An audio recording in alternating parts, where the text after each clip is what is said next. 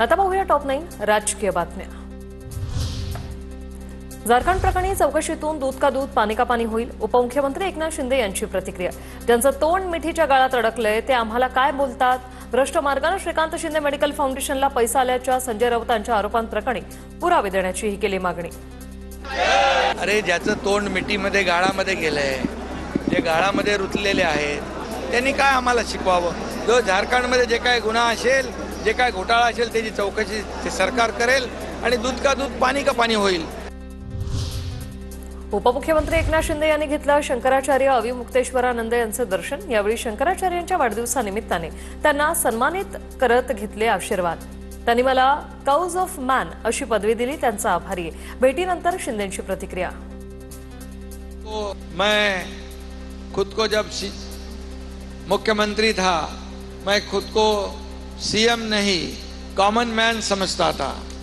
तब मुझे स्वामी जी ने कहा मेरा भाईंदर में सीएम मतलब काउज मैन, ये मुझे स्वामी जी ने पदवी दी है। सरकारी व्यवस्था बिनकामाची, महापालिका एनआयटीच्या भरवशावर काहीच कामं होत नाही। नितीन गडकरी यांचा घरचा आहे, राजकारणात फुकटांचा बाजार असल्याची ही केली टीका।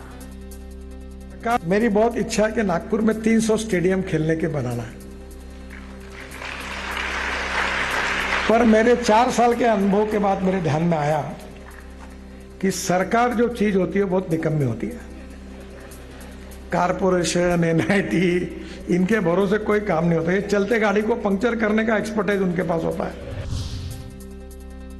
वाल्मिक कराड आजही जेलमधून अनेक गोष्टी करतो। माझ्या समोर बसलेल्या माणसाला वाल्मिक कराडचा फोन आला, अंबादास दानवेंचा गंभीर आरोप।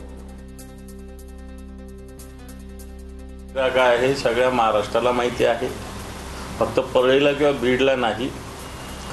आजही वाल्मिक कराड जेलमधून वेगवेगळ्या गोष्टी करत असतो। एकदा तर माझ्या समोर एक माणूस बसलेला होता, त्याला फोन आला वाल्मिक कराडचा, मला आश्चर्य वाटलं जेलमधून। आता मी नाव नाही सांगू शकत त्या व्यक्तीचं। महाराष्ट्रात पीएम किसान लाभार्थी संख्येत चौपट वाढ, आतापर्यंत 37,000 कोटी वितरित। 20वा हप्ता लवकरच शेतकऱ्यांच्या खात्यात जमा होणार। 14,298 पुरुषांना लाडकी बहीण योजनेचा लाभ, 10 महिन्यांपर्यंत 21 कोटींचं वाटप। कागदपत्रांच्या छाननीतून उघड।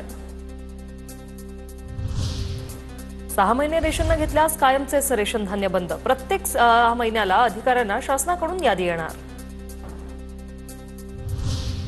चंद्रशेखर बावनकुळेंकडून राज्यातील जन्म प्रमाणपत्र घोटाळ्याची गंभीर दखल। आतापर्यंत रद्द केलेले 42,189 जन्म प्रमाणपत्र परत मागवा, बावनकुळेंचे आदेश।